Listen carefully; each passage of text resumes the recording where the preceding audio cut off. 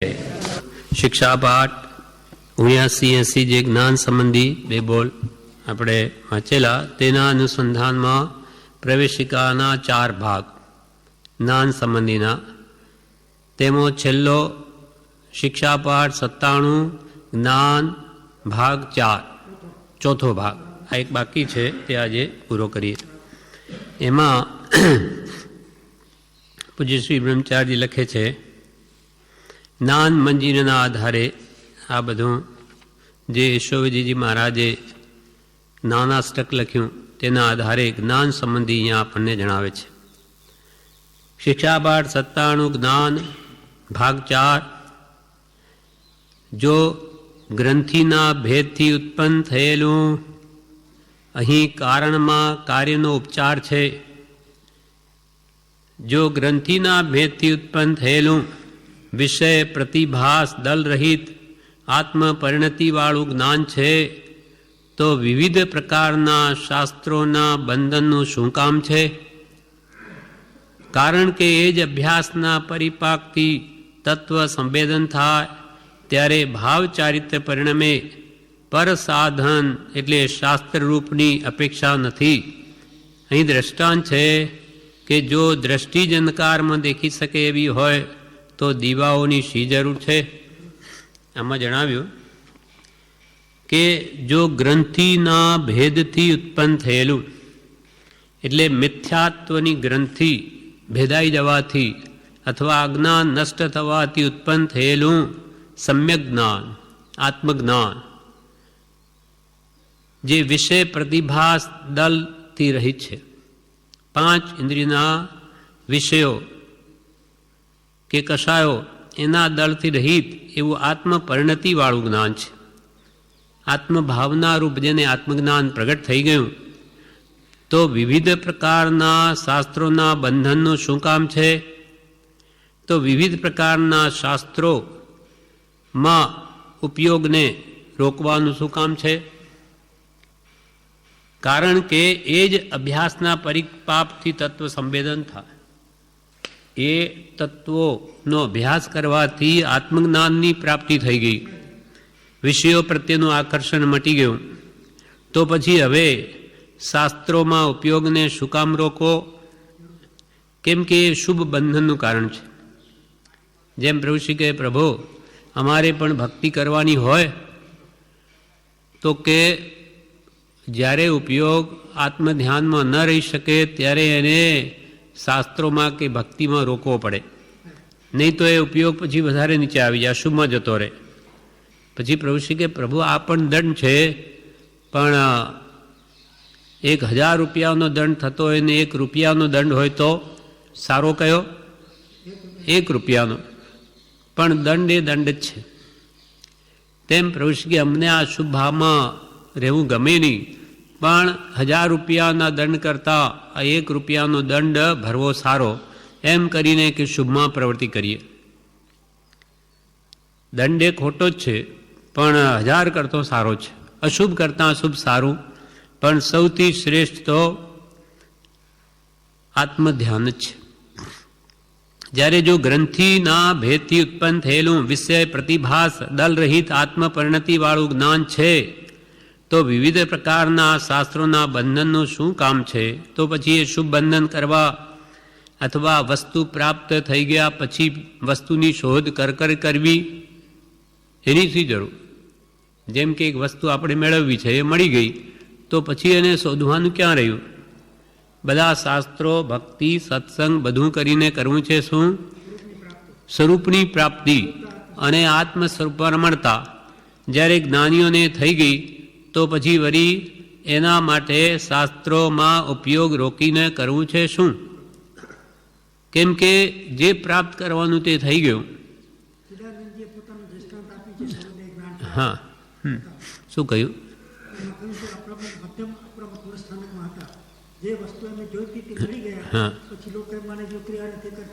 હા, એ તો ઈશ્વર વિજયજીનું પણ એમ જ થયું. અંતે આત્મામાં લીન થવાથી લોકોએ જાણ્યું કે આ તો કંઈ ક્રિયા કરતા નથી, એટલે ભ્રષ્ટ થઈ ગયા. એટલે અંતે કહેવામાં આવે એમને કોરડીમાં પૂરી દીધેલા, ત્યાં જ એમને સમાધિમણ થયું, ડભોઈમાં.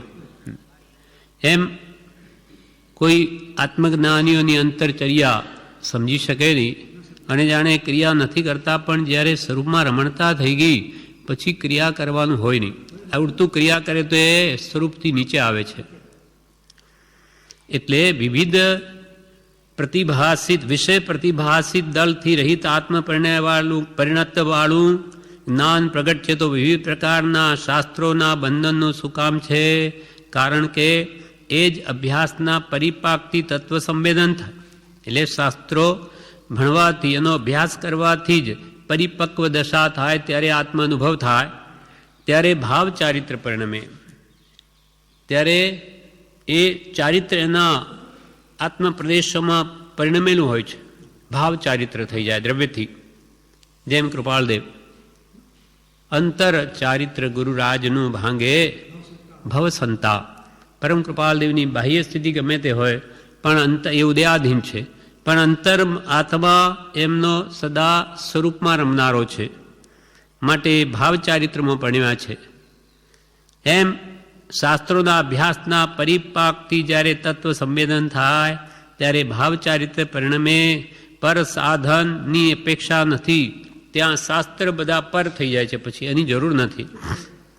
અહીં દ્રષ્ટાંત છે કે જો દ્રષ્ટિ જ અંધકારમાં દેખી શકે એવી હોય તો દીવાઓની શી જરૂર છે? જ્યારે દ્રષ્ટિ જ એટલી બધી નિર્મળ માનો હોય કે જે અંધકારમાં જોઈ શકે, જ્ઞાન બળે, તો પછી એને દીવાની શી જરૂર છે? જેમ દાદરો શા માટે? ઉપરના માળે જવા માટે. જેમ કે અહીંયા દાદરા પર આપણે ચડ્યા, પછી એ ચડવા માટે દાદરો છે. ચડી ગયા પછી દાદરાને જ પકડી રાખીએ તો પછી ઉપર પણ ન જવાય. ચડી ગયા પછી દાદરાનું અવલંબન છોડી દેવું પડે છે. એમ સ્વરૂપ પ્રાપ્તિ થયા પછી એમાં રમણતા કરવાની હોય, પછી શાસ્ત્રમાં એનો ઉપયોગ રોકવાનો ન હોય. હવે અહીંયા આગળ બ્રહ્મચારીજી લખે છે, જ્ઞાન 3 પ્રકારનું છે. જ્ઞાનના 3 પ્રકાર.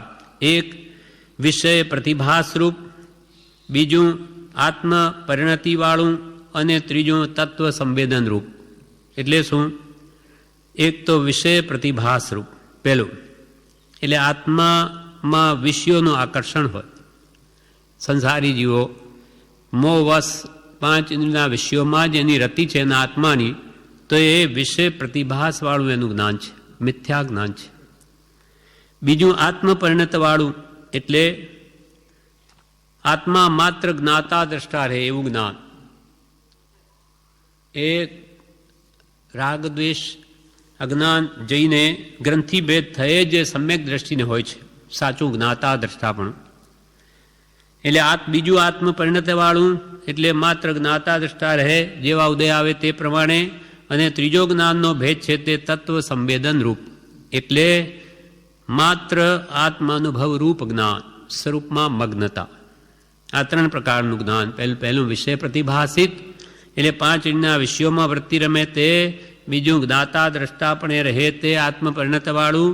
અને ત્રીજું તત્વ સંવેદન રૂપ, એટલે આત્માનુભવ રૂપ જ્ઞાન. હવે એક એકની વ્યાખ્યા કરીને સમજાવે. વિષય પ્રતિભાસ રૂપ જ્ઞાન કોને કહેવાય એની વ્યાખ્યા. જેમાં કેવળ ઇન્દ્રિય ગોચર વિષયોનો જ પ્રતિભાસ હોય, પરંતુ તેમાં પ્રવૃત્તિથી થતા તાત્વિક અર્થ કે અનર્થનો ખ્યાલ ન હોય એવું હે અને ઉપાદેના વિવેક રહિત જ્ઞાન, તે વિષય પ્રતિભાસ રૂપ જ્ઞાન કહેવાય. જ્યાં કેવળ ઇન્દ્રિય ગોચર વિષયોનો જ પ્રતિભાસ હોય, એટલે એ આત્માની વૃત્તિ 5 ઇન્દ્રિયના વિષયોમાં જ રમે. ઇન્દ્રિયોથી જે જણાય તે સત્ય માને. અને તાત્વિક અર્થ એટલે તત્વો, 9 તત્વો, 7 તત્વો કે 9 તત્વો, એનો શું લાભ કે શું અલાભ એનો કંઈ ખ્યાલ ન હોય. કે ભાઈ જીવ તત્વ, અજીવ તત્વ, આશ્રમ, સંબર, બંધમોક્ષ, નિદ્રા, પાપ, પુણ્યમાં એમાં હે કહ્યું, ઉપાદેય તત્વ કહ્યું, આત્માને ગુણકારી કહ્યું, આત્માને નુકસાન કરતા કહ્યું, એનો જેને ખ્યાલ ન હોય, આવા સંસારી જીવો વિષય પ્રતિભાસિત જ્ઞાનવાળા, તેને હે ઉપાદેયનું વિવેક રહિત જ્ઞાન છે. માટે એ જ્ઞાન વિષય પ્રતિભાસિત રૂપ જ્ઞાન કહેવાય. વિષય પ્રતિભાસ રૂપ જ્ઞાન. હવે બીજું જ્ઞાન છે તે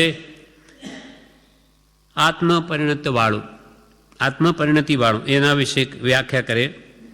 જ્ઞાનથી થતી પ્રવૃત્તિના પરિણામનો ખ્યાલ જેમાં છે એવું હે ને ઉપાદે તત્વના વિવેકવાળું પણ તેમાં પ્રવૃત્તિને નિવૃત્તિ રહિત સાક્ષીરૂપ જ્ઞાન આત્મપરિણતવાળું કહેવાય છે. એટલે આત્મજ્ઞાન સહિતની પ્રવૃત્તિથી શું ફળ આવશે તેનો એને ખ્યાલ હોય કે હું જ્ઞાતા દ્રષ્ટા રહીશ તો એનું શું ફળ આવશે એને ધ્યાનમાં હોય. એટલે કોઈમાં લેપાય નહીં. બધી ક્રિયા પ્રવૃત્તિ કરવા છતાં પણ અલિપ્ત રહે. હા, એટલે જ્ઞાનથી થતી પ્રવૃત્તિના પરિણામનો ખ્યાલ જેમાં છે, જ્ઞાન સહિતની પ્રવૃત્તિ તેનો એને ખ્યાલ છે, એવા ભાવો કેવા રહે છે. અને હે એને ઉપાદે તત્વનો વિવેક છે. આ મારે ત્યાગવા યોગ્ય છે, આ મારે ગ્રહણ કરવા યોગ્ય છે, એનો વિવેક જેને જાગૃત છે. પણ તેમાં પ્રવૃત્તિ અને તેમાં પ્રવૃત્તિ પણ કરવી પડે ઉદ્યાધીન. અને નિવૃત્તિ રહિત સાક્ષીરૂપ જ્ઞાન પ્રવૃત્તિ છતાં નિવૃત્તિરૂપ છે. કેમ? તો કે એમાં એને આસક્તિ નથી, માત્ર જ્ઞાતા દ્રષ્ટા છે. એવું તેનું જ્ઞાન છે તે આત્મપરિણતવાળું જ્ઞાન કહેવાય છે. આ જ્ઞાન અત્યંત દુર્ભેદ્ય રાગ દ્વેષ અને મિથ્યાત્વની ગ્રંથિનો ભેદ થઈ સમ્યક દ્રષ્ટિને હોય છે. અત્યંત દુર્ભેદ્ય. કેમ એમ? તો કે સંસારમાં રહેવું અને મોહ થવા ન દેવો, બધા આવા નિમિત્તોમાં રહેવા છતાં પણ અલિપ્ત રહેવું. એટલે આ જ્ઞાન અત્યંત દુર્ભેદ્ય રાગ દ્વેષ અને મિથ્યાત્વની ગ્રંથિનો ભેદ થયે રાગ દ્વેષને અજ્ઞાનની ગ્રંથિ જેની ભેદાઈ ગઈ એવા સમ્યક દ્રષ્ટિને જ હોય છે. જેમ કૃપાલદેવ વ્યવસાય કરે, વ્યવહારમાં રહે, વેપાર પણ કરે, છતાં પણ અલિપ્ત. જ્ઞાની જે ખાતા નથી, પીતા નથી, ભોગવતા નથી. આ એનું કારણ આત્મપરિણતવાળું જ્ઞાન એને પ્રગટ છે. આત્મજ્ઞાન થયેલું છે, એથી અલિપ્ત રહી શકે છે એવી જાગૃતિ છે. હવે જ્ઞાનનો ત્રીજો ભેદ તે છે તત્વ સંવેદન જ્ઞાન. એટલે જેમાં તત્વ એટલે પરમાર્થનો સ્પષ્ટ ખ્યાલ હોય, આત્માનો સ્પષ્ટ અનુભવ હોય, તથા હે ને ઉપાદે અર્થના વિવેકયુક્ત હે શું છે, ઉપાદે શું છે એ વિવેક જેને જાગૃત છે. અને તેમાં પ્રવૃત્તિ છે અનુભવમાં પણ નિવૃત્તિ સહિત હોય, એટલે બાહ્ય પદાર્થોની ત્યાં નિવૃત્તિ થઈ જાય છે. તે તત્વ સંવેદન રૂપ જ્ઞાન કહેવાય. એ આત્માનો અનુભવમાં લીનતા. આ જ્ઞાનના ત્રણ ભેદ. હવે જો ગ્રંથિનો ભેદ થવાથી હે ને ઉપાદે અર્થના વિવેકવાળું જ્ઞાન હોય તો પછી હે ને ઉપાદેનો વિવેક જણાવનાર શાસ્ત્રરૂપ સાધનની શી આવશ્યકતા છે? કશી જરૂર નથી. જો ગ્રંથિનો ભેદ થઈ ગયો, મિથ્યાત્વની ગ્રંથિ છેદાઈ ગઈ, અજ્ઞાન ગયું, જ્ઞાન પ્રાપ્ત થયું, અને હે ને ઉપાદે ના અર્થવાળું વિવેક જ્ઞાન જેને પ્રગટ છે, તો પછી એને આ ત્યાગવા યોગ્ય છે ને આ ગ્રહણ કરવા યોગ્ય છે, આવો વિવેક કરાવનાર શાસ્ત્રોની શી જરૂર છે? કેમ કે એ વિવેક તો જેને પ્રગટ થઈ ગયો, ગ્રંથિ ભેદ થઈ ગયો, તો પછી હવે એને શું કરવું? તેને આત્મજ્ઞાન થઈ ગયું તો કે હવે એ સ્વરૂપાનંદમાં રહેવું. સ્વરૂપ પ્રાપ્ત થઈ ગયું તો પછીનો એનો પુરુષાર્થ શું હોય? આત્મ સ્વરૂપમાં રમણતા, આત્મા આનંદમાં લીનતા. પછી એ શાસ્ત્રોમાં ઉપયોગને રોકવાય છે નહીં. ગ્રંથિ ભેદ આ જ ભાવ હવે જ્ઞાન મંજરીની ગાથામાં બ્રહ્મચારી કાવ્યમાં વણે છે. ગ્રંથિ ભેદી જ્ઞાન જ્યાં પર સાધન અભ્યાસ ગણો નકામો દીપ જ્યાં તમહર દ્રષ્ટિ વિકાસ. ગ્રંથિ ભેદી જ્ઞાન જ્યાં પર સાધન અભ્યાસ. ગ્રંથિ ભેદ જેનો થઈ ગયો, આત્મજ્ઞાન થઈ ગયું, ગ્રંથિ ભેદી જ્ઞાન જ્યાં ત્યાં પર સાધન અભ્યાસ, ત્યાં પર એવા શાસ્ત્રોના સાધનનો અભ્યાસ ઘણો નકામો. દીપ જ્યાં તમહર દ્રષ્ટિ વિકાસ. તમહર એટલે અંધકારને હરનારી એવી જ્યાં દ્રષ્ટિનો વિકાસ થઈ ગયો હોય તો ત્યાં દીપ નકામો છે. ત્યાં દીવો લાવો નકામો કે વગર દીવાય જેને બધું દેખાય એની દીવાની શી જરૂર. એવી જ રીતે જ્ઞાન મંજરીની બીજી ગાથા, પહેલા એનો અર્થ લખે છે બ્રહ્મચારી, પછી ગાથા લખે છે. મિથ્યાત્વરૂપી પર્વતની આંખોને છેદનાર જ્ઞાનરૂપી વજ્રથી શોભતા ઇન્દ્ર સમાન નિર્ભય યોગી આનંદરૂપી નંદન વન્ય વિશે ક્રીડા કરે છે, સહજ સુખને અનુભવે છે. મિથ્યાત્વરૂપી પર્વત, પર્વત કરતાં પણ વિશેષ દુર્ભેદ્ય એવું મિથ્યાત્વ છે. આપણે પહાડ તોડવો હોય તો પહાડ તોડવો બહુ મુશ્કેલ છે. તેમાં મિથ્યાત્વરૂપી પર્વતની પાંખોને જેને જ્ઞાનરૂપી વજ્રથી છેદી નાખી, વજ્ર એ ઇન્દ્રનું આયુધ છે, ઇન્દ્રનું શસ્ત્ર છે, તો એવા વજ્ર વડે જેને મિથ્યાત્વરૂપી પર્વતની પાંખોને તોડી નાખી, મિથ્યાત્વરૂપી પર્વતની પાંખોને છેદનાર જ્ઞાનરૂપી વજ્રથી શોભતા ઇન્દ્ર સમાન નિર્ભય યોગી, યોગીને ઇન્દ્રની ઉપમા આપી. એવો ઇન્દ્ર જે વજ્રથી પર્વતને તોડી શકે તેમ નિર્ભય એવો યોગી મિથ્યાત્વરૂપી પર્વતને જ્ઞાનરૂપી વજ્રથી છેદી અને આનંદરૂપી નંદનવનને વિશે ક્રીડા કરે છે. જેમ કે ઇન્દ્ર છે તે નંદનવનમાં ક્રીડા કરે, આનંદ કરે, તેમ આ નિર્ભય યોગી આત્મજ્ઞાની તે આત્મા નંદરૂપી, આત્મા અનુભવરૂપી નંદનવનમાં ક્રીડા કરે છે, આત્મા આનંદમાં રમે છે, સહજ સુખને અનુભવે છે. સહજ આત્મ સ્વરૂપ પરમગુરુ પંચ પરમેષ્ઠીએ પોતાના સહજ સ્વાભાવિક શુદ્ધ આત્મ સ્વરૂપને પામ્યા છે. એવા બધા નિર્ભય યોગી આત્માનંદમાં લીન રહે છે, એ સુખ ભોગવે છે. કેમ કે પ્રત્યેક જીવને સુખ પ્રિય છે, પણ આપણું બધું ઇન્દ્રિય સુખ ક્ષણિક અને પાછું અંતરદાહરૂપ શાતા બળતરા અંદર ઈચ્છાઓની હોય જ. જ્યારે તો ઈચ્છા રહિત સ્વભાવથી જ ઉત્પન્ન થયેલું અખંડ રહે એવા આત્માનંદમાં નિરંતર રહે છે. એ જ ભાવ ગાથામાં લખે છે. મૂળ તો ઈશ્વર વિજયજી મહારાજે આ જ્ઞાન મંજરી લખી, પછી એના ઉપર શ્રી દેવચંદજી મહારાજે ટીકા કરી અને આ ગુજરાતી અનુવાદ એ એના ઉપરથી બ્રહ્મચારીજીએ કરીને જ્ઞાન મંજરીનું પુસ્તક અહીંયાથી છપાયેલું છે. તેમાંથી આ જ્ઞાનાષ્ટક, જ્ઞાન સંબંધી 2 બોલ કૃપાલે મોક્ષમાળામાં લખ્યા, એટલે અહીંયા જ્ઞાનના 4 પાઠ લખ્યા છે. એ જ અષ્ટકો જ અહીંયા લીધા, 8 ગાથાઓ. મિથ્યાગીરી પાંખો ચીરી જ્ઞાન વજ્ર સોહાય, મુનિ નિર્ભય હરિ સમર મે પ્રમોદ નંદનમાય. મિથ્યાગીરી પાંખો ચીરી, મિથ્યાત્રૂપી ગીરી એટલે પર્વતની પાંખોને ચીરી નાખી, જ્ઞાન વજ્ર સાથી ચીરી જ્ઞાનરૂપી વજ્રથી મિથ્યાત્વ, અનાદિનું મિથ્યાત્વ પર્વત જેવું દુર્ભેદ્ય એને ભેદી નાખ્યું. કોને? યોગીઓએ, આત્માનંદી યોગી પુરુષોએ.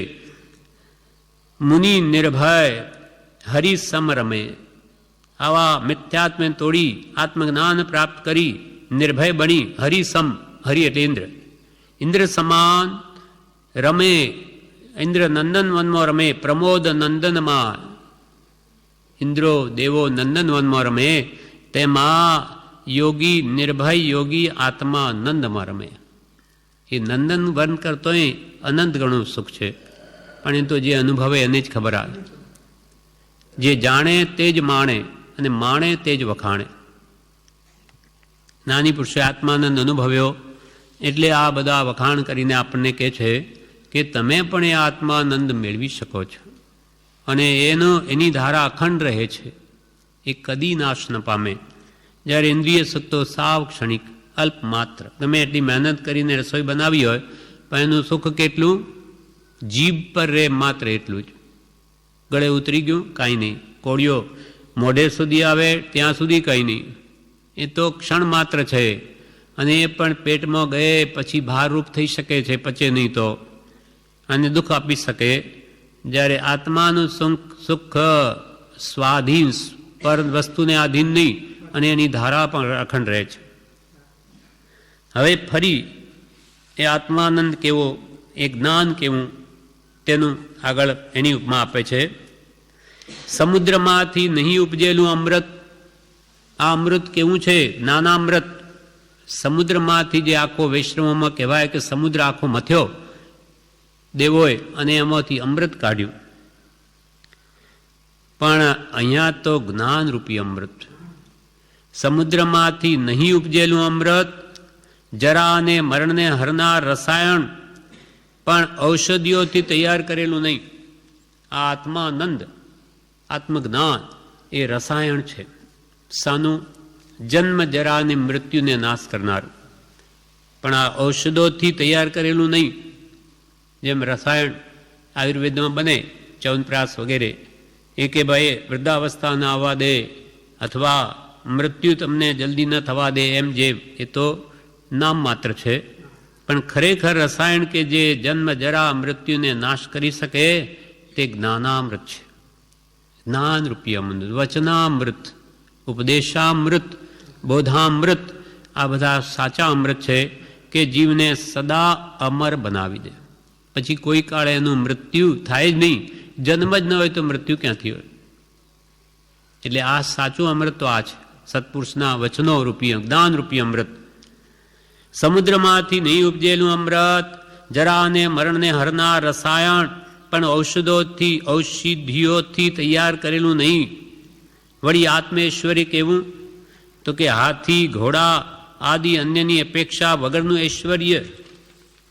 કોઈને રાજાનું મોટું ઐશ્વર્ય હોય તો કે ભાઈ એના કેટલા હજાર હાથી, એના ઘોડા, એનું ધન, રથો, પૈદલ વગેરે અનેક સમૃદ્ધિ, એને ઐશ્વર્ય કહેવાય. પણ આ તો વગર ઉપાધિનું ઐશ્વર્ય. એમાં કોઈ હાથી ઘોડા કોઈને કંઈ સંભાળવાની જરૂર નહીં. આત્માનું અનંત ઐશ્વર્ય, જ્ઞાન, દર્શન, સુખ, વીર્ય, અનંત શક્તિઓ છે. હાથી ઘોડા આદિ અન્યની અપેક્ષા વગરનું ઐશ્વર્ય એટલે ઠકુરાઈ, તે જ્ઞાન છે અને પરે પ્રત્યેક આત્મામાં પડેલું છે. પ્રત્યેક આત્મા પાસે છે જ, કેવળ જ્ઞાન છે. એમ મોટા પંડિતોએ એટલે જ્ઞાનીઓએ કહ્યું છે, આત્મજ્ઞાન પરમ ઉપાદેય છે. તે સ્વરૂપને યથાર્થ જાણવારૂપ અને પરભાવને ત્યાગવારૂપ લક્ષણવાળું કહ્યું છે. આત્મજ્ઞાનનું લક્ષણ શું? તો કે જે સ્વસ્વરૂપને યથાર્થપણે જાણે અને પરભાવને ત્યાગે અથવા ત્યાગવાના ઉપાયમાં જ હોય, ગ્રહણ કરવાના ઉપાયમાં નહીં હોય. જેમ કૃપાલદેવે કહ્યું, સત્પુરુષ એ જ કે નિષ્દિન જેને આત્માનો અનુભવ છે, આત્માનો ઉપયોગ છે, આત્માના ઉપયોગમાં રહે જ્ઞાનીઓ, પરભામણી સ્વભાવમાં રહે. આ આત્મજ્ઞાની પુરુષોનું લક્ષણ છે. આત્મજ્ઞાન પહેલું જ સમદર્શિતા, વિચરે, ઉદય પ્રયોગ, અપૂર્વ વાણી, અજ્ઞાનીઓ કરતાં સાવ જુદી પડે, પરમ શુદ્ધ ગુણ જેને, પરમ શાસ્ત્રોનો મર્મ રહસ્ય જેના હૃદયમાં હોય, પરમ શુદ્ધ સદગુરુ લક્ષણ યોગ્ય સત્પુરુષના લક્ષણ છે. તો અહીંયા લક્ષણ બતાવે કે આત્મજ્ઞાન જ પરમ ઉપાદેય છે. આપણા બધા માટે આત્મજ્ઞાન જ ગ્રહણ કરવા યોગ્ય છે, મેળવવા યોગ્ય છે, પ્રાપ્ત કરવા યોગ્ય છે. આત્મજ્ઞાન પરમ ઉપાદેય છે. તે યથાર્થ જાણવારૂપ, તે સ્વસ્વરૂપને યથાર્થ જાણવારૂપ અને પરભાવને ત્યાગવારૂપ લક્ષણવાળું છે. અને પરભાવને હંમેશા ત્યાગવાનો જ જેનો પુરુષાર્થ હોય, ગ્રહણ કરવાનો નહીં, એ આત્મજ્ઞાનનું લક્ષણ છે. માટે અનાદિથી પરભાવમાં પરિણમેલો મિથ્યાત્વ જ્ઞાનને અસંયમમાં મોહ પામેલો જીવ પરભાવથી ઉત્પન્ન થયેલી આત્માને આવરણરૂપ પરિણતિને યથાર્થપણે અંગીકાર કરીને પરભાવમાં મોહ પામેલો તે જીવ સૂક્ષ્મ નિગોદ આદિ 14 જીવ સ્થાનો સમાસમાં ભમે છે. હવે આપણા અજ્ઞાનીઓના અજ્ઞાનનું શું ફળ આવે તે કહે છે. મિથ્યાત્વ, મિથ્યા એટલે જૂઠું, તો એટલે જૂઠા પણ. આપણી બધી માન્યતાઓ જૂઠી, કેમ કે આપણે દેહને આત્મા માનીએ છીએ, ખરેખર એમ નથી. આપણે કુટુંબ ધનાદિને આપણા માનીએ છીએ, ખરેખર એમ નથી. એટલે આ બધું મિથ્યાત્વ છે અથવા અજ્ઞાન છે. પોતાના સ્વરૂપનું જ્ઞાન નથી, માટે પરને પોતાનું માને છે.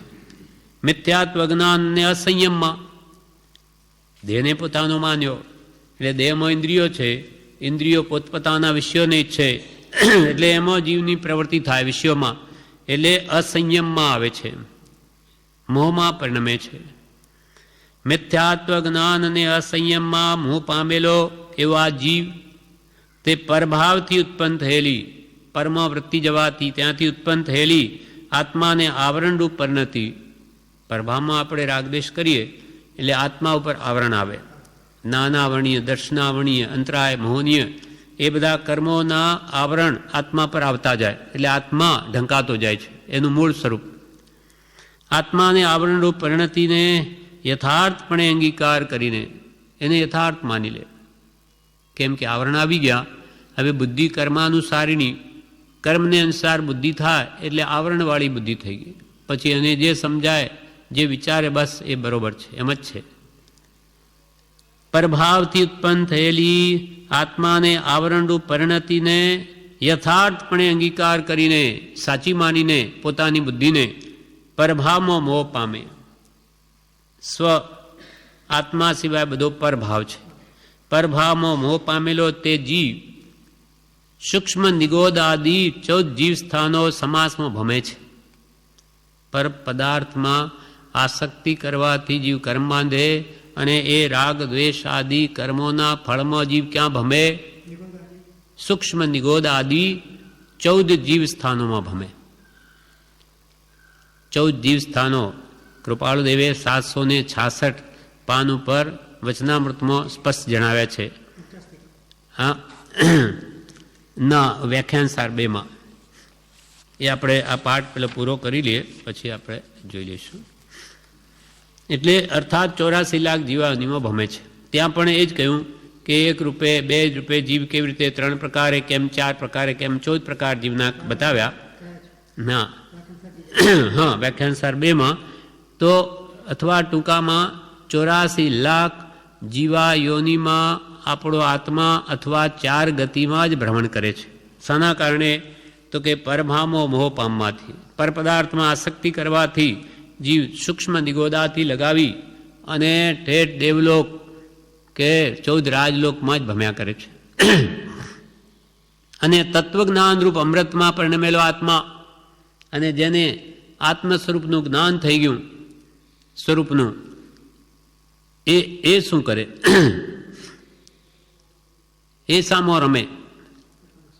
તો કે અને આનાથી વિપરીત મિથ્યાત્વ જ્ઞાન વાળો જીવ તો સંસારના પરપદાર્થોમાં રાગદ્વેષ કરીને 4 ગતિમાં ભમે, અને તત્વજ્ઞાન રૂપ અમૃતમાં પરિણમેલો આત્મા એટલે આત્મ સ્વરૂપ રૂપ, આત્મ અનુભવ રૂપ અમૃતમાં પરિણમેલો આત્મા એટલે કે આત્મજ્ઞાની, તે મિથ્યાત્વાદી દોષો દૂર કરી, મિથ્યા માન્યતાઓને ટાળી દઈ સમ્યક દર્શન જ્ઞાન ચારિત્રરૂપ અવસ્થા પામીને સ્વરૂપના જ્ઞાન અને આનંદવાળો થઈ સર્વ દોષથી રહિત થાય છે. આત્મા નંદને પામેલો આત્મા, આત્માનુભવી, તે તો મિથ્યાત્વાદી બધા દોષોને દૂર કરી સમ્યક જ્ઞાન દર્શન ચારિત્ર જે આત્માનો મૂળ ધર્મ છે એ અવસ્થાઓ પામી, સ્વરૂપ જ્ઞાન પામી અને એમ જ રમે, એમ જ આનંદવાળો થઈ સર્વ દોષથી રહિત થાય છે. કાળે કરીને સર્વ કર્મ પ્રકૃતિઓ નષ્ટ કરીને કેવળ જ્ઞાન પ્રગટાવે છે. તેથી જ અમૃત રસાયણ રૂપ જ્ઞાન છે, તેને અર્થે જ ઉદ્યમ કરવા યોગી છે. જ્ઞાન બળે આત્મ ભાવના ભાવતા જીવલે કેવળ જ્ઞાન માટે કે છે જ્ઞાનાનંદ આત્માનંદમાં રમતો આત્મા સર્વ દોષથી રહિત થાય છે અને મોક્ષમાં બિરાજમાન થાય. તેથી જ આત્માનો અનુભવ તે જ અમૃત છે. આત્માનો અનુભવ કરવો, કૃપાલ કે આત્મજ્ઞાન સર્વ દુઃખથી અને સર્વ ક્લેશથી મુક્ત થવાનો ઉપાય એક આત્મજ્ઞાન છે.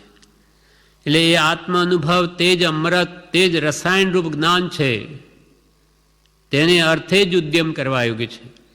સમ્યક જ્ઞાન પ્રાપ્તિને અર્થે જ પ્રયત્ન કરવા યોગ્ય છે.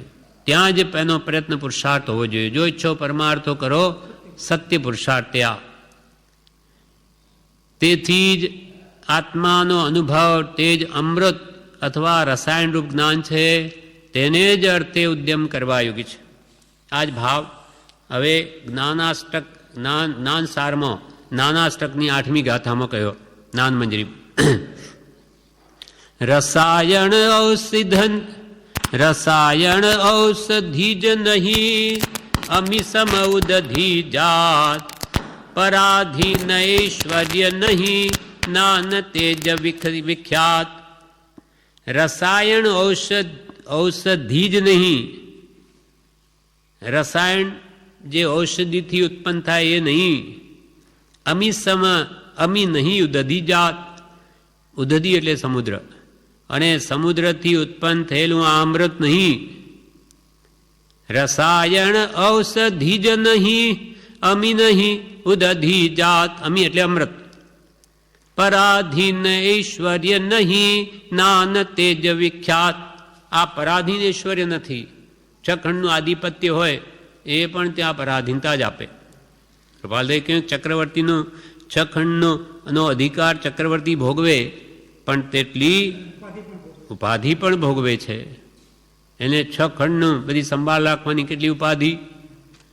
તેમ આ બધું જગતનો જે ઐશ્વર્ય છે તે બધું પરાધીન છે, દુઃખી જ કરે. અને આ તો પરાધીન આવું ઐશ્વર્ય નહીં, પણ સ્વ આત્માને આધીન એવું ઐશ્વર્ય છે આત્માનું.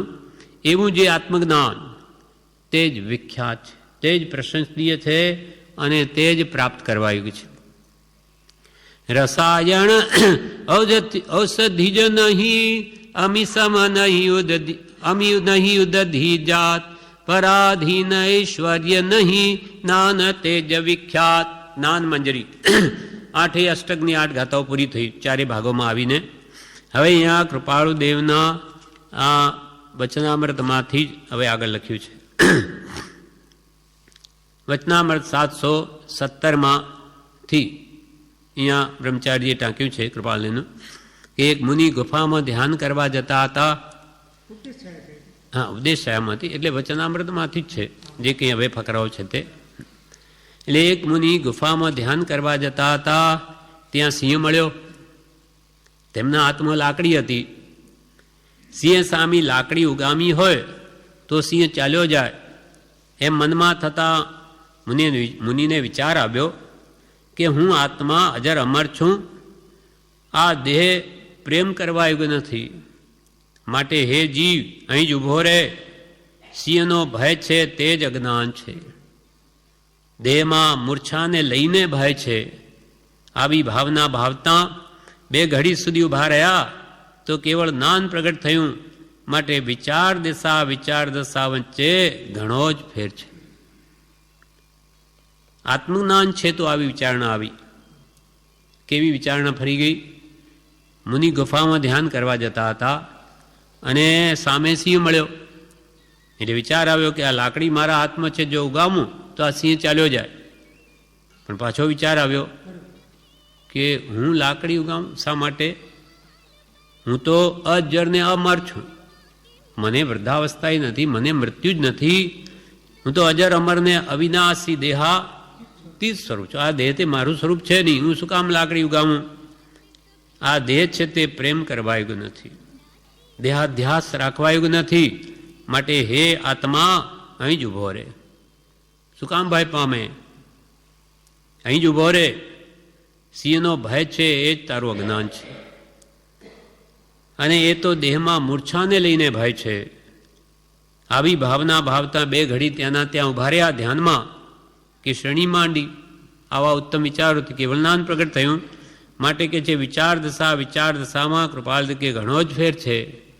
સવળું લઈ લે, પણ આવી સવળી વિચારણા ક્યારે આવે? આત્મજ્ઞાન યુક્ત પુરુષાર્થ હોય ત્યારે જ આવી સદ વિચારણા, કર્મના ઉદય ક્ષણિક આવી જાય, પાછો ફરી જાય. હવે આગળ કે છે એ પણ 700 પેજ એટલે ઉપદેશ છાયામાંથી જ જણાવે છે. કૃપાલદેવ કહે, નાની પુરુષને શિષ્યે પ્રશ્ન પૂછ્યો, 12 ઉપાંગ તો બહુ ગહન છે અને તેથી મારાથી સમજી શકાય તેમ નથી. માટે 12 ઉપાંગનો સાર જ બતાવો કે જે પ્રમાણે વર્તું તો મારું કલ્યાણ થાય. શિષ્યે નાની પુરુષને કહ્યું કે 12 ઉપાંગ, અંગ ને ઉપાંગ, 12 દ્વાદશ અંગ ને પાછા 12 ઉપાંગ પણ છે એના. તો કે એ તો બહુ ગહન છે, એ મારાથી આ સમજી શકાય નહીં, એટલે મને એનો કોઈ સાર બતાવો ને, કે સાર જ જીવનમાં ઉતારું તો મારું કલ્યાણ થઈ જાય. ત્યારે જ્ઞાની પુરુષે શું કહ્યું કે 12 ઉપાંગનો સાર તમને કહીએ છીએ કે વૃત્તિઓને ક્ષય કરવી. વૃત્તિઓ 5 ઇન્દ્રિયના વિષયોમાં આપણી વૃત્તિઓ દોડે છે, કેમ કે એને એમાં સુખ બુદ્ધિ છે. એવી વૃત્તિઓ સંસારના સુખ માટે દોડે, તેને રોકો, ક્ષય કરો.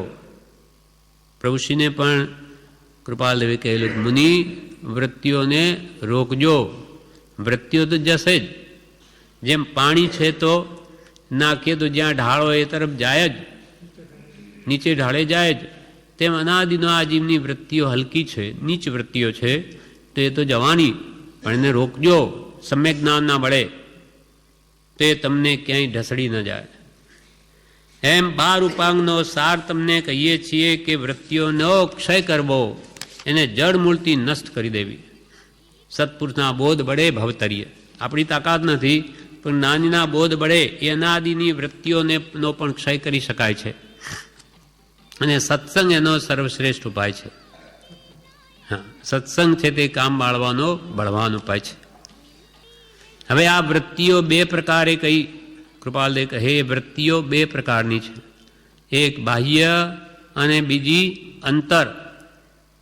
બાહ્ય વૃત્તિ એટલે આત્માથી બહાર વર્તવું, તે આત્મામાંથી આપણી વૃત્તિને બહાર જવા દેવી, એ બાહ્ય વૃત્તિ છે, અથવા બહિરાત્મ દ્રષ્ટિ છે. આત્માની દ્રષ્ટિ બહાર છે. અને બીજી આત્માની અંદર પરિણમવું, તેમાં સમાવવું, તે અંતર્વૃત્તિ. આત્માના ભાવ સ્વભાવમાં જ રાખવા, પરભાવમાં જવા ન દેવો આત્માને, તેમાં સમાવવું, તે અંતર્વૃત્તિ, એ અંતરાત્માની વૃત્તિ, અંતર્મુખ ઉપયોગ સતત, એ જ નિર્ગુણનો પરમ ધર્મ છે. હવે પદાર્થનું તુચ્છપણું ભાષ્યમાન થયું હોય તો અંતર્વૃત્તિ રહે. આપણી બહિર્વૃત્તિ કેમ છે? કેમ કે આપણે પર પદાર્થમાં મોહ છે, સુખ બુદ્ધિ છે, માટે આપણી વૃત્તિ બહાર રહે છે. પણ પદાર્થનું જો તુચ્છપણું ભાસ્યું હોય તો કે વૃત્તિ બહાર નહીં જાય, તુચ્છ પદાર્થમાં વૃત્તિ નહીં જાય, અંતરમાં જ રહે. એટલે કૃપાલ કે પદાર્થનું તુચ્છપણું ભાષ્યમાન થયું હોય તો અંતર્વૃત્તિ રહે. હવે દ્રષ્ટાંત આપે છે કૃપાલદેવ સમજાવવા માટે.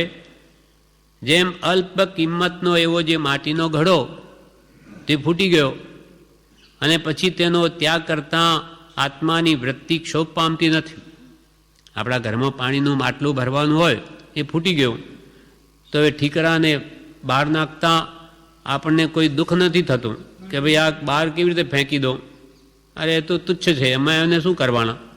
ત્યાં આપણી વૃત્તિ ક્ષોભ પામતી નથી કે હવે એમાં તુચ્છપણું ભાસે. જેમ અલ્પ કિંમતનો એવો જે માટીનો ઘડો તે ફૂટી ગયો, અને પછી તેનો ત્યાગ કરતાં આત્માની વૃત્તિ ક્ષોભ પામતી નથી, કારણ કે તેમાં તુચ્છપણું સમજાય છે કે વા ઠીકરાને ક્યાં સંગરવા, ફેંકો બહાર, કારણ કે તેમાં તુચ્છપણું સમજાય છે. આવી રીતે જ્ઞાનીને જગતના સર્વ પદાર્થ તુચ્છ ભાષ્યમાન છે.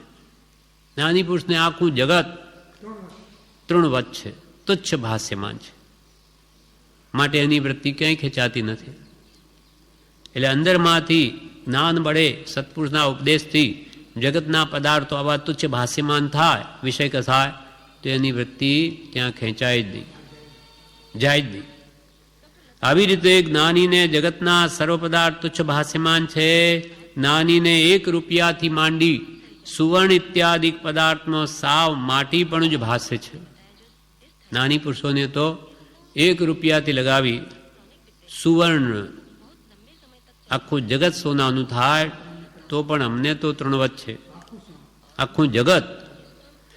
આમ સુવર્ણ ઇત્યાદિ 1 રૂપિયાથી માંડી સુવર્ણ ઇત્યાદિક પદાર્થમાં જ્ઞાનીને સાવ માટી પણ જ ભાસે છે. સોનું પણ માટી જ છે, એ પણ જમીનમાંથી નીકળે, પણ એ અછત છે અને આપણે એમાં બહુ મૂલ્ય કિંમતની કલ્પના કરી ઓછું પ્રાપ્ત થાય, એટલે એમાં એની કિંમત વધી ગઈ. બાકી ખરી રીતે જોતા તો બંને માટી જ છે, બંને જડ પદાર્થો છે. હા, રજકણ કે રિદ્ધિ વૈમાનિક દેવની સર્વે માન્યા પૂદગલ એક સ્વભાવ. રજનો કણ માટીનો કે દેવલોકની રિદ્ધિ નાનીને તો સર્વે માન્યા પૂદગલ એક સમાન. બધા પૂદગલ જડ છે, એક સમાન એમને ભાષ્યમાન છે. એવી રીતે અહીંયા કૃપાલદેવ કહે છે સ્ત્રી એ હાડ માંસનું પૂતળું છે એમ સ્પષ્ટ જાણ્યું છે, તેથી વિચારવાણની વૃત્તિ ત્યાં ક્ષોભ પામતી નથી. હાડ માંસનું પૂતળું, ખાણ મૂત્રને મળની રોગ જરાને નિવાસનું ધામ, કાયા એવી ગણીને માન તજીને કર સાર્થકામ. એવી કાયા તે આત્મ સાર્થક કરી લે. એમ સ્ત્રી હાડ માંસનું પૂતળું છે એમ સ્પષ્ટ જાણ્યું છે. કોણે? સમ્યક દ્રષ્ટિ જ્ઞાની મહાત્માઓએ. તેવા વિચારવાની વૃત્તિના ક્ષોભ પામતી નથી. કેમ કે અંતરાત્માની દ્રવ્ય દ્રષ્ટિ છે. દ્રવ્ય દ્રષ્ટિ એ દ્રવ્ય જુએ છે. છતાં પણ તેને કહ્યું છે, અહીંયા સુધી જ આપ્યું છે, શ્રીમદ રાજચંદ્ર ઉપદેશ થયા, આગળ નથી કહ્યું. પણ છતાં પણ કે છે કે એવું ભાષ્યમાન થયું કે હાડ માંસનું પૂતળું, છતાં પણ તેને તેના સંગથી દૂર રહેવું તો ક્યારેક ચલિત થઈ જશે કહેવાય નહીં. અહીંયા સુધી જ આપ્યું કે જ્ઞાનને બળે અને આવા વિચાર કેમ રહે છે અને એ પૂતળું કેમ ભાષે હાડ માંસનું? સમ્યક જ્ઞાન ના પડે. જ્ઞાનની કેટલી તાકાત છે કે અનાદિની વૃત્તિઓને પણ એ સમ્યક કરી શકે છે.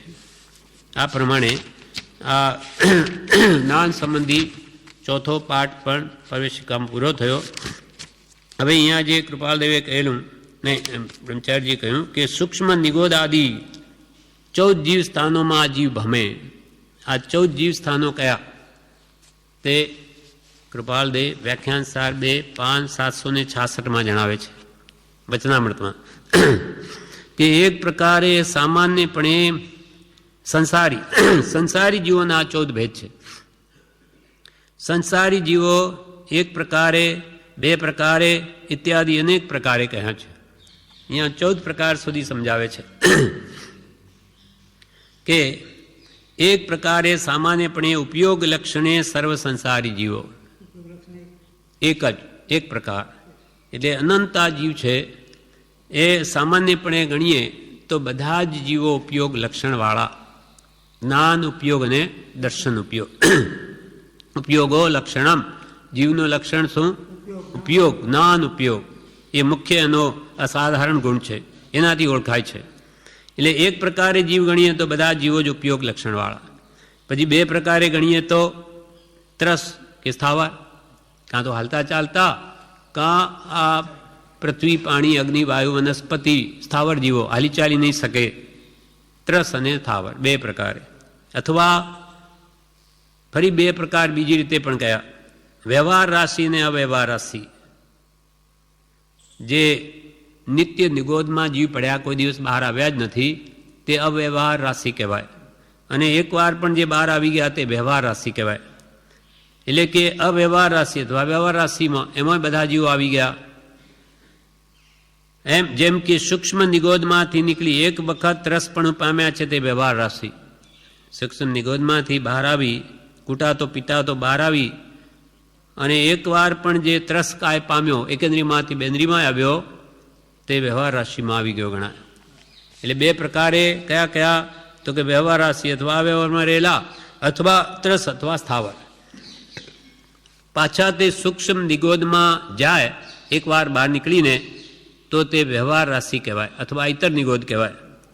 અનાદિકાલથી સૂક્ષ્મ નિગોદમાંથી નીકળી કોઈ દિવસ ત્રસપણું પામ્યા નથી, તે અવ્યવહાર રાશિ નિત્ય નિગોદ. જે કોઈ દિવસ પણ અનંતકાળમાં બહાર આવ્યા જ નથી, તે જીવો અવ્યવહાર રાશિવાળા કહેવાય. હવે 3 પ્રકારે કેવી રીતે? તો કે સંયત, અસંયત અને સંયતા સંયત, સંયમી અને સંયમ વગરના જીવો સંસારમાં છે તે 2. અને ત્રીજા સંયતા સંયત, સમ્યક દ્રષ્ટિ વૃત્તિ શ્રાવક, કે જેને સ્થૂળ હિંસાનો તો ત્યાગ છે પણ સૂક્ષ્મ હિંસાનો નહીં, એટલે સંયતા સંયત, સંયમી ને અસંયમી, આવા 3 પ્રકારે સંયમી, અસંયમીને સંયમા સંયમી, આ 3 પ્રકારે, અથવા સ્ત્રી પુરુષને નપુંસક, આ 3 પ્રકારે. હવે 4 પ્રકારે જીવોને કહીએ તો ગતિ અપેક્ષાએ 4, મનુષ્ય, દેવ, તિર્યંચ અને નારકી, 4 ગતિમાં જીવો છે, બહાર ક્યાંય નથી. 5 અપેક્ષા કહીએ તો 5 પ્રકારે ઇન્દ્રિય અપેક્ષાએ 5 ઇન્દ્રિયોથી કોઈને છઠ્ઠી ઇન્દ્રિય નથી. 5 ઇન્દ્રિયોની અપેક્ષાએ 6 પ્રકારે કહીએ તો પૃથ્વી, અપ, તેજ, વાયુ, વનસ્પતિ અને ત્રસકાય, 5 સ્થાવર ને 1 ત્રસ.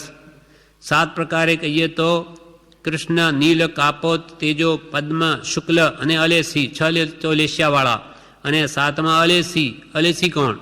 તો કે 14મા ગુણસ્થાનકવાળા લેવા, પણ સિદ્ધ ન લેવા, કેમ કે સંસારી જીવની આ વ્યાખ્યા છે. 14મા ગુણસ્થાનક હજુ સંસારમાં છે, ત્યાર પછી સિદ્ધ થશે. ભલે આ 5 રસવક્ષર બોલાય એટલા સમજ આ રે, પણ તે પણ એ સંસારી જીવ કહેવાય. એમાં સિદ્ધ ન લેવા, એટલે 6 લેસ્યાવાળા અને તે અલેસી 14મા ગુણસ્થાન કે રહેલા એ જીવોની આમાં વ્યાખ્યા ગણી શકાય. 7 પ્રકારે આ થાય. હવે 8 પ્રકારે કેવી રીતે? તો કે અંડજ, પોતજ, જરાયુજ, સ્વેદજ, રસજ, સમૂર્છન, ઉદ્ભીજ અને ઉત્પાદ. 8 પ્રકારે જીવોની આ ઉત્પત્તિના સ્થાન છે જન્મની અપેક્ષાએ. અંડજ, પક્ષીઓ અંડામાંથી ઉત્પન્ન થાય. પોતજ એટલે આ ઢોર પશુની કોથળી જેવું હોય એમાંથી જન્મે. જરાયુજ એટલે મનુષ્યો. પછી સ્વેદજ એટલે પસીનાઓમાં ઉત્પન્ન થાય. રસજ રસમાં ઉત્પન્ન થાય. સમૂર્છિમ એટલે ગર્ભ વગર જ તરત જ ઉત્પન્ન થાય, પસીનાઓમાં ઉત્પન્ન થાય, દેડકા વગેરે એ બધા સમૂર્છમ છે. આવા પતંગિયા પણ હોય છે, તેમાં તરત જ ઉત્પન્ન થઈ જાય. ઉદ્ભીજ એટલે વનસ્પતિ ફૂટી નીકળનાર, વનસ્પતિ ફૂટીને એકદમ બહાર આવે તે ઉદ્ભીજ. અને ઉપપાત નામની શૈયાઓ હોય દેવલોકમાં, દેવો અને નારકીઓના જે ઉત્પત્તિ સ્થાન છે તે ઉપપાદ કહેવાય. એમ 8 પ્રકારે જન્મની અપેક્ષા 8 પ્રકારના જીવ આમાં જન્મે છે. અંડજ, પોતજ, જરાયુજ, સ્વેદજ, રસજ, સમૂર્છમ, ઉદ્ભીજ અને ઉપપાદ. હવે 9 પ્રકાર જીવ કેવી રીતે? તો કે 5 સ્થાવર, પૃથ્વી, વનસ્પતિ, પાણી, પૃથ્વી કાય, આપકાય, ત્યુકાય, વાયુકાય, વનસ્પતિકાય 5, અને 3 વિકલેન્દ્રિય, 2 ઇન્દ્રિય, 3 ઇન્દ્રિય, 4 ઇન્દ્રિય અને પંચેન્દ્રિય. આ મળીને 9 પ્રકારે. 10 પ્રકારે કેવી રીતે? 5 સ્થાવર, 3 વિકલેન્દ્રિય અને પછી પંચેન્દ્રિયના 2 ભેદ છૂટા કર્યા, સંજ્ઞી અને અસંજ્ઞી, મન સહિત અને મન વગરના પંચેન્દ્રિય. પછી 11 પ્રકારે કેવી રીતે? તો કે સૂક્ષ્મ, બાદર, 3 વિકલેન્દ્રિય અને પંચેન્દ્રિયમાં જલચર, થલચર, નભચર, મનુષ્ય, દેવતા અને નારકીઓ. સૂક્ષ્મ એકેન્દ્રિય જીવો, પછી બાદર એકેન્દ્રિય જીવો, 3 વિકલેન્દ્રિય, 2 ઇન્દ્રિય, 3, 4 ઇન્દ્રિય અને પંચેન્દ્રિયમાં પાછા 6 પ્રકાર: જળમાં રહેનારા જલચર, થલચર પૃથ્વી પર, નભચર આકાશમાં અને મનુષ્ય, દેવતા અને નારકી. પછી 12 પ્રકારે કેવી રીતે? તો કે 6 કાયના પર્યાપ્ત અને અપર્યાપ્ત. 6 કાય જીવોમાં જેની પર્યાપ્તિ 6 પૂરી થઈ ગઈ અને જેની નથી થઈ, એટલે 6 12 થયા. પર્યાપ્તિઓ 6 છે: આહાર, શરીર, ઇન્દ્રિય, શ્વાસોશ્વાસ, ભાષા અને મન. એ 6 પર્યાપ્ત ને અપર્યાપ્ત બે મળીને 12 પ્રકારે એ જીવો ત્યાં બધા રહેલા. અને 13 પ્રકારે કહીએ તો આ ઉપલા 12 ભેદ સમવ્યવહારિક તથા એક અસમવ્યવહારિક સૂક્ષ્મ નિગોદનો, એ મળીને 13 પ્રકારે. 14 પ્રકારે કેવી રીતે? ગુણસ્થાન આશ્રયી અથવા સૂક્ષ્મ, બાદર, 3 વિકલેન્દ્રિય તથા સંજ્ઞી અસંજ્ઞી એ 7ના પર્યાપ્ત અને અપર્યાપ્ત એમ મળીને એ 14 પ્રકારે જીવો થયા. એમ બુદ્ધિમાન પુરુષોએ સિદ્ધાંતને અનુસરી જીવના અનેક ભેદ કૌંસમાં છતાં ભાવના ભેદ કહ્યા છે. કૃપાલ કે બુદ્ધિમાન પુરુષોએ સિદ્ધાંતને અનુસરીને જીવના આવી રીતે અનેક ભેદ જેટલા થઈ શકે એવા પ્રકારના ભેદ કહ્યા છે. આ પ્રમાણે આ ઠેકાણે જીવ અનંત કાળથી આપણો આત્મા રજડે છે. આમાં કહો કે 84 લાખ જીવાની કહો એ ભટકે છે. આ પ્રમાણે જ્ઞાન સંબંધી 2 બોલ ના પાઠો હવે પૂરા થયા અને હવે મોક્ષમાળાનો પાઠ 81મો પંચમ કાળ નામે છે, જે આપણે આવતીકાલે લઈશું.